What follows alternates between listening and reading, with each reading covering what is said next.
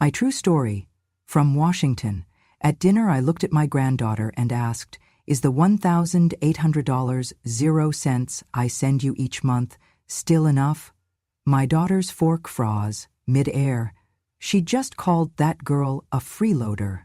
That girl's a cockroach, and you're feeding it with my inheritance. Lorna spat the words like venom across the dinner table, her wineglass tilting in one hand, her perfectly manicured finger pointed straight at Ava, who was silently reaching for the salad bowl. I stood at the buffet, holding a tray of homemade garlic bread, the scent of butter and rosemary still warm in the air, and at that moment, the bread felt heavier than stone. I turned my head slowly, not toward Lorna, but toward Ava, who froze mid-motion, her shoulders rigid with practiced restraint. Then came the second blow, sharper than the first. $1,800 a month to live in my house? Lorna sneered, eyes still locked on Ava. Are you trying to rob me before you croak? The room fell silent. Even the grandfather clock in the corner seemed to hold its breath. My son, David, shifted in his seat. His fork, halfway to his mouth, hovered mid-air like the tension had wrapped itself around his wrist. He didn't say a word. I walked over to the table and placed the bread down gently, wiping my hands on the towel tucked at my waist. Then, with every eye now turned toward me, I looked at Ava and asked, in the calmest voice I could muster, Sweetheart, is the $1,800 0 cents I send you each month still covering your tuition and rent? Lorna's fork clattered onto her plate. David coughed and looked away. Ava blinked, once, then slowly nodded. Yes, Grandma, it is. I smiled at her. Good. Let me know if that changes. I can adjust. The room stayed frozen. Lorna's jaw clenched. You could practically hear her mind working, trying to reassemble whatever dominance she thought she held. I sat down at the head of the table, the place they usually avoided leaving for me unless there were guests. Tonight it had been a charity gesture, or so they thought. Now it was a throne. Ava quietly resumed her meal, her face unreadable but her hands slightly steadier. David finally muttered, You've been giving her money? I turned to him. Since she turned 18, tuition, books, housing, all of it. But we thought... He stopped himself. You never said anything. No, I said, I didn't. Lorna leaned back in her chair. Unbelievable, she muttered, then louder. So you've been throwing money at some dropout who can't even pay her own way? She's not a dropout, I said. She's on track to finish with honors this spring, double major, and she works part-time. With whose money? Lorna snapped. Yours, and when I die, I interrupted, my money will go exactly where I choose, and right now, I choose her. I didn't raise my voice. I didn't need to. The truth was weighty enough to land like a blow. Ava's eyes were glassy now, but she didn't let a tear fall. Not in front of them. Lorna stood from the table, pushing her chair back too hard. This is absurd. She's been milking you while living like a queen in some tiny apartment while we cook, clean, and put up with your needs? I haven't asked you for anything, I said quietly. And this is still my house, Lorna. It was, she snapped. David reached for her arm. Lorna? No. She yanked it away. She's manipulating you. Always has. First the bookstore, now this, and this one, she gestured at Ava with disgust, has you wrapped around her finger. Ava finally spoke. Her voice didn't shake. I've never asked Grandma for anything she didn't offer. And I've never taken a dime without thanking her. She's feeding a cockroach, Lorna snarled, and when she's gone, don't expect a damned crumb left. I stood. I think dinner is over. Everyone stood too, out of habit. Lorna stormed out, slamming the sliding glass door on her way to the patio. David followed behind, shoulders hunched. Ava stood still, uncertain. I walked over and placed a hand on her back. You're not a cockroach, I said. You're the only one at this table who's ever looked me in the eye with honesty. She turned to me, then, and hugged me. Not for show, not for pity, just because it was finally safe to. This house used to be mine. I bought it 30 years ago with every dime Harold and I scraped together from our little bookstore, Harbor Reads. A place that smelled like old paper, cinnamon coffee, and second chances. We ran it side by side for 2 decades, tucked into the corner of a sleepy Washington town where regulars left dog-eared books at the counter like offerings. When Harold died, everything changed. Grief is funny. It doesn't knock, it seeps. It rearranges the furniture inside your mind until nothing feels like home, not even home itself. I sold the house shortly after the funeral. I told everyone it was too much space. The truth was, it was too much memory. I moved in with my son David and his wife Lorna. It was supposed to be temporary, 6 months, maybe a year, until I got back on my feet. But time has a way of trickling out, especially when you're old, quiet, and accommodating. The years passed, and I faded. I became the extra fork in the drawer, the shadow in the hallway, the silent audience to conversations I was no longer invited into. My bedroom was in the back corner of the house, the smallest room, the coldest one, furnished with things I didn't choose. They stopped asking what I wanted after the first year. By the second, I'd stopped answering. I cooked sometimes, cleaned often, picked up the mail, folded laundry, left notes reminding them when bills were due. But I wasn't family anymore, not really. I was tolerated. A well-mannered ghost with a pension and too many memories. Lorna made it clear in subtle and not-so-subtle ways that I had overstayed my welcome. She changed the Wi-Fi password without telling me. She stopped ordering my brand of tea. She used phrases like, "The kids need more space," and "We're not running a retirement wing." I never raised my voice, never demanded anything, but I watched, and I remembered. Ava. Ava was the only thing that made me stay. She was the daughter of my estranged youngest son, Michael, a boy with too much charm and not enough restraint. Drugs took him from us long before death did. He'd call when he needed money, disappear for months, and reappear with tears that meant little and promises that meant less. I cut him off when Ava was 4. But not her. She was the one good thing he left behind. Her mother couldn't raise her, illness, instability, maybe both, so Ava ended up in foster care, and then, somehow, at age 15, she found me. Showed up at the bookstore one day, holding a crumpled library receipt with my name and phone number scribbled in red ink. "Are you Megan?" she asked. I nodded. "I think I'm your granddaughter." I took her in without hesitation. For 3 years she lived with me, in a small rental, helped me close the store each night, and read more books than any teenager I'd ever met. When she got her scholarship to university, she cried, not because she didn't want to leave, but because she didn't know if she could do it alone. So I made a promise. I would send her $1,800 0 cents a month. Quietly. No one would know. She would focus on school, I would handle the rest. It wasn't charity, it was justice. I moved in with David and Lorna shortly after Ava started school. I told them I was downsizing, told them I sold the store and wanted to simplify. They believed me. They didn't know I kept a separate account, didn't know I had investments, didn't know I was far from broke. Because if they did, especially Lorna, they would have found a way to take it. Lorna had a sharp tongue and sharper eyes. She smelled vulnerability like blood. I saw the way she looked at Ava when she thought no one was watching, like a stain on an otherwise clean carpet. That's why I never told her about the money. Why I never let on that Ava was more than some charity case I allowed at family dinners. Because I knew if I gave Lorna power over that truth, she'd use it as a weapon.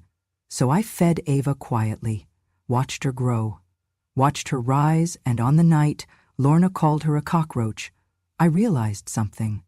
I wasn't just alive, I was still dangerous, not with fists, not with fury, but with memory, and money and truth. And I had waited long enough. It happened on a Saturday. The kitchen was full of noise, wine glasses clinking, heels tapping on tile, the low hum of gossip and fake laughter floating above charcuterie boards. Lorna didn't even make herself. She'd invited her garden club friends over for what she called an intimate little mixer, but it had all the grace of a fundraising gala for people who needed nothing. Ava had just come back from the library. Her hair was wind-blown, backpack slung across one shoulder, and she carried the scent of late autumn in her sweater, damp leaves and cold metal. She smiled when she saw me chopping fruit at the counter. I smiled back. She didn't belong in that crowd, she knew it. But she still said hello, polite as always. Then Lorna's voice rose. It always did when she wanted attention. "Look who finally decided to show her face. The house scholarship." The women giggled. Ava froze, hand still on her bag strap. Lorna took a long sip of wine. "You know," she said, loud enough for the whole kitchen to hear, Some girls earn their way into college. Others lie down for it. Gasps followed, nervous laughter. One of the women muttered, "Lorna, please." But she didn't stop. "She gets $1,800 a month to pretend she's struggling. Meanwhile, I'm out here picking up your mother's meds and folding her underwear." I watched Ava's face. It didn't crack, not fully, but something shifted. Her lips tightened, her shoulders squared, and she blinked, slowly, like someone taking a bullet in silence. She said nothing, not one word. She simply nodded, once, then turned away and disappeared up the stairs. No one followed her. No one apologized. I stood in the kitchen, still holding half a pear, the knife still pressed gently against its flesh. Lorna poured herself more wine, smirking like she had won something.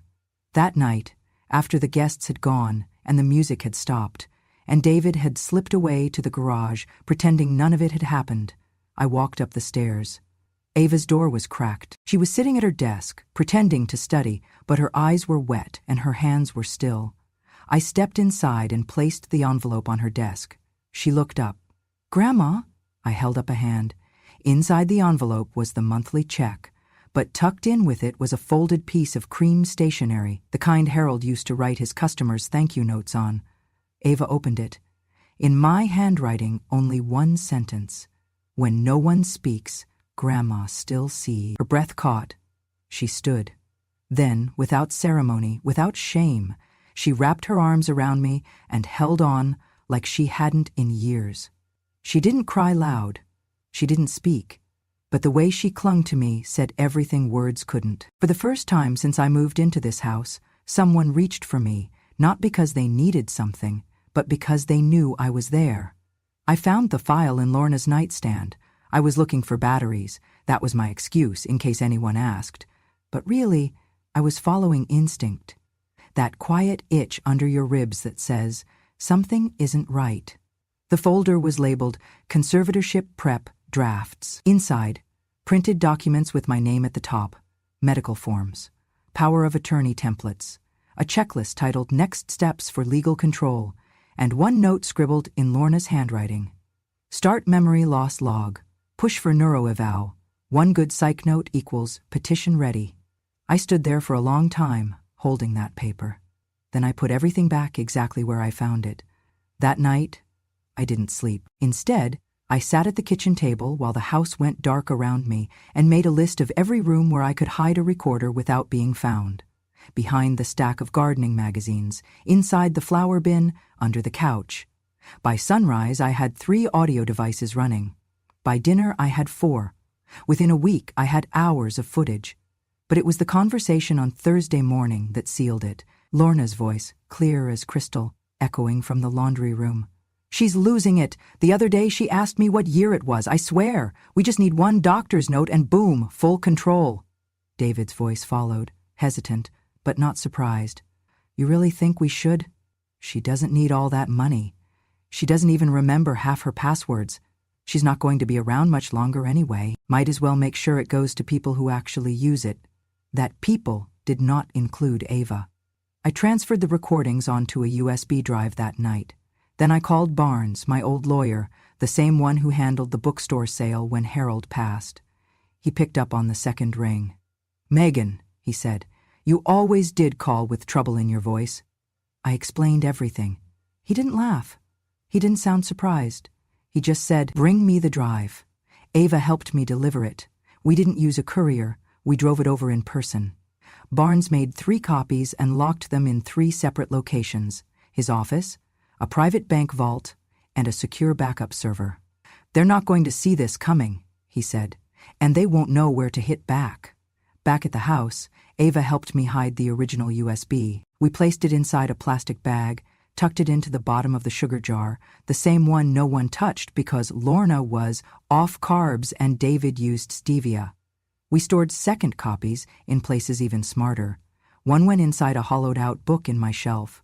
One went to Ava's best friend who worked in campus security, and one we mailed to my old friend Ruth at the assisted living center, labeled only, "Hold if needed." "I don't want you to be scared," Ava told me. "I'm not scared," I said. "I'm remembering." She smiled at that. Because when memory is all they think you've lost, it becomes your greatest weapon. It started like a normal morning. David said he'd scheduled a doctor's visit. Just a checkup, he said, for blood pressure, memory, general stuff. I nodded, smiled even. Lorna handed me my coat without meeting my eyes. I knew. She thought I didn't. The office wasn't a clinic. It was a private practice in a building that smelled like lemon disinfectant and lies. The receptionist called the doctor by his first name and he called Lolo. They thought they were being subtle. I played my part. I let my eyes wander during the intake. Asked what year it was, twice, called the pen in my hand a toothbrush. I watched the psychiatrist scribble furiously in his little notebook. Lorna beamed with the glow of a predator sensing final victory. When he asked me to draw a clock, I drew a spiral. Just how I feel most days, I said. They ate it up. After the appointment, I was quiet, submissive. Just a tired old woman, grateful to be driven home. They thought I was unraveling, finally, legally. I smiled the whole way back. Because while I was buying time, Ava was finishing what we started. The moment I was out of the house, she walked into Barnes's office with a folder of evidence.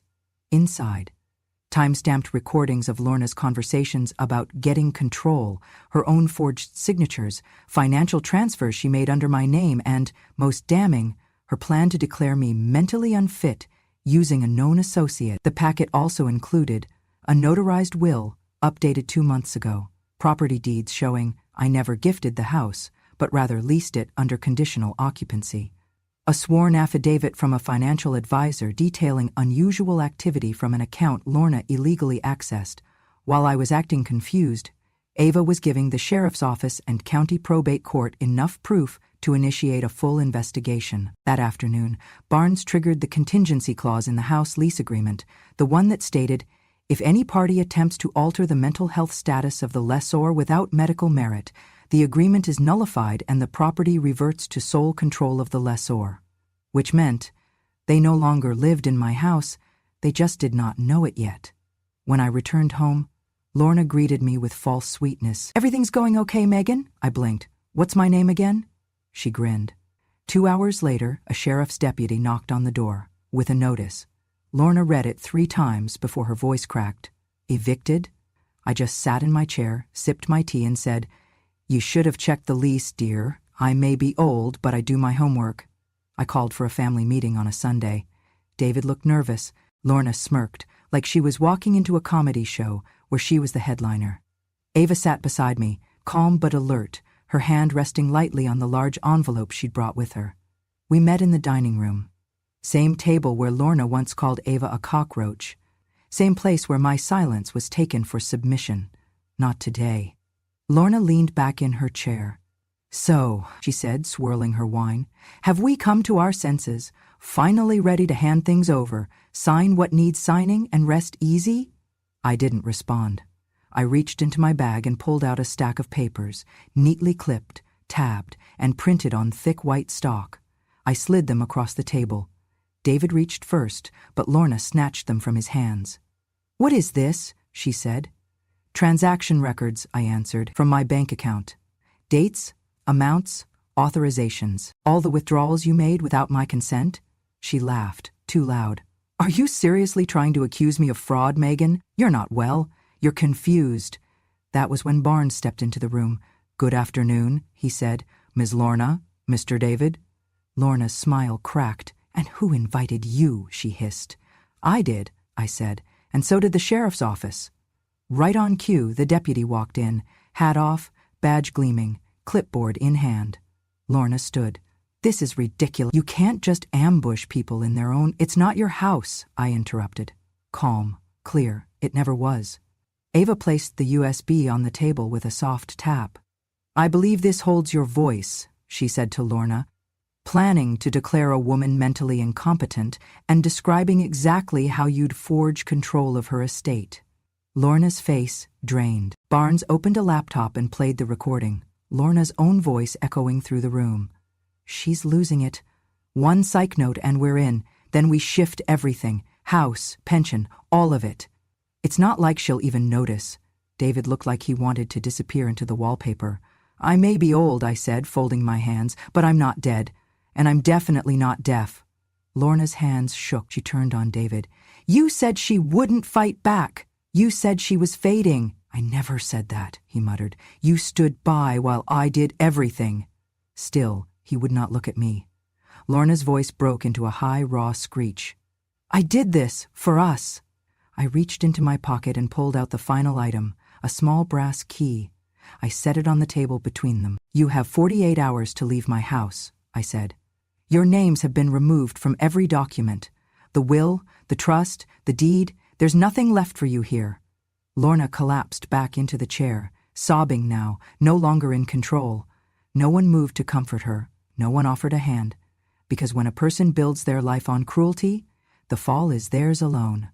I knew Lorna wouldn't go quietly. After being forced out of the house, with her accounts frozen, her reputation shattered, and her husband halfway into silence, she did what people like her always do, lash out. First came the email. Subject line, you think this is over? Message, you think you've won, old witch? Watch your back. I'm not done, not by a long shot. We forwarded it to the sheriff, of course. Barnes sent it to the district attorney, but Lorna had always been clever about crossing the line without leaving fingerprints. Until she wasn't. It was a rainy Thursday evening. Ava and I had just locked up the bookstore. Our little shop, Quiet Justice, had become a town favorite. We walked the familiar route home, umbrellas up, boots splashing through puddles, our breaths fogging in the chill. We were crossing Elm Street when the headlights came. Fast, too fast, no brake lights, no hesitation. Just a black SUV barreling toward us with the fury of someone who'd already decided they had nothing left to lose. I didn't think so. I grabbed Ava by the arm and pulled hard, both of us diving toward the sidewalk. The tires screeched, hydroplaned, and in a blink, the SUV slammed into a telephone pole, tipped onto its side, and crumpled against the asphalt. The horn screamed. So did Ava. I stood up, legs shaking, heart hammering like thunder in my ears. People ran toward us. Someone called 911. I walked, limped, to the overturned car, and there she was. Lorna. Her eyes were open, but she wasn't there. Blood on her temple, hands slack against the wheel, airbags deployed, a faint trail of smoke curling from the engine.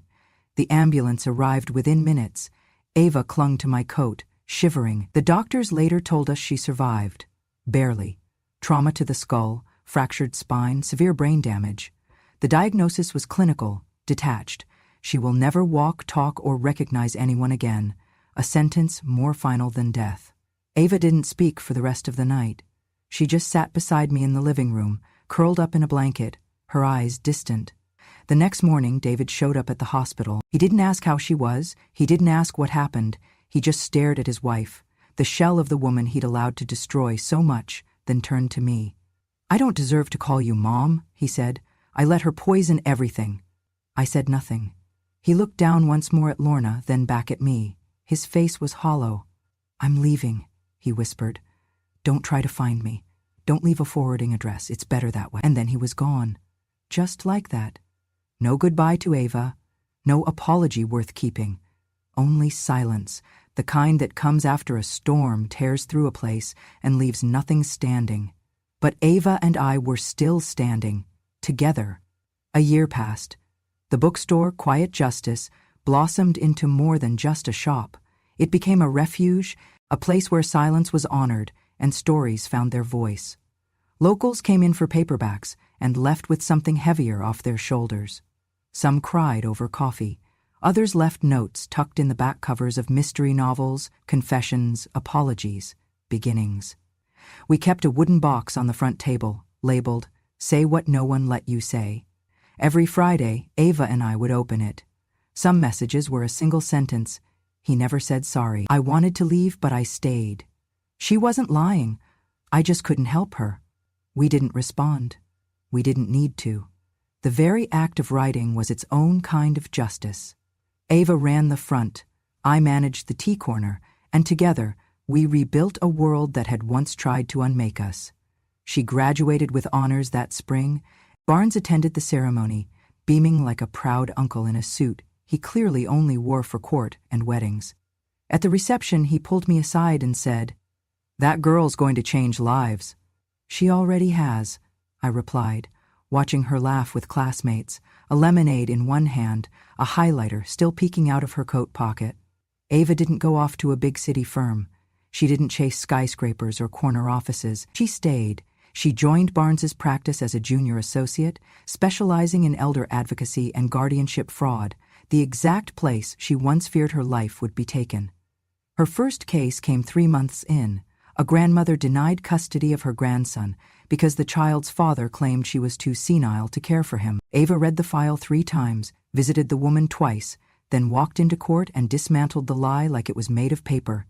The judge ruled in favor of the grandmother. "She's a firebrand," Barnes said after the hearing. "Reminds me of someone." At home, life became quiet. Not empty, but full in a softer way. We took morning walks. Ava would point out the same trees, same cracks in the sidewalk, as if naming them made them new again. I made cinnamon scones every Sunday. She never told me when I forgot the sugar. She just smiled and asked for more butter. We watched old movies. She knitted crooked scarves. I started writing again, not a memoir, just memories on scraps of paper I folded into cookbooks. Stillness found us. But it never came with silence, and in that peace, we made space for others. I began hosting circles at the bookstore. Not therapy, not church, just chairs, tea, and women, most of them older, some younger, all of them carrying the weight of having been talked over for far too long. We talked about grief, about divorce, about being forgotten in houses they built. Some cried, some just sat. One woman brought her wedding ring every week and dropped it into her tea, as if steeping it in truth might finally dissolve the lie it came with. I told them, being quiet doesn't mean you're weak. It means you're watching, and remembering, and waiting for your turn to speak with purpose. And they did. For the first time, some of them did. One rainy afternoon, Ava came home with a small wooden box. She placed it gently on the table, her hands calm, her eyes steadier than I'd ever seen them. "It came from the hospital," she said, "from Lorna's legal rep." Inside was a single folded letter on thick paper. No call, no explanation, just a formality. Lorna had been transferred to a long-term care facility upstate. Her condition was irreversible. She no longer responded to speech, no longer recognized faces, no longer passed any tests of memory or awareness. They wanted to know if I had instructions. I folded the letter, slid it back inside the box. "She wanted to end us," I said softly. "Now she doesn't know who she is." We didn't speak of her again. There was no rage left, no victory dance, only the quiet confirmation that cruelty, when left unchecked, eventually consumes its source. David, to my knowledge, never came back, never wrote, and I didn't chase him. Some doors, once closed, should stay that way. Instead, I turned my energy toward living. A month later, a woman came into the bookstore, maybe 50, maybe older, with wild gray curls and a coat full of lint.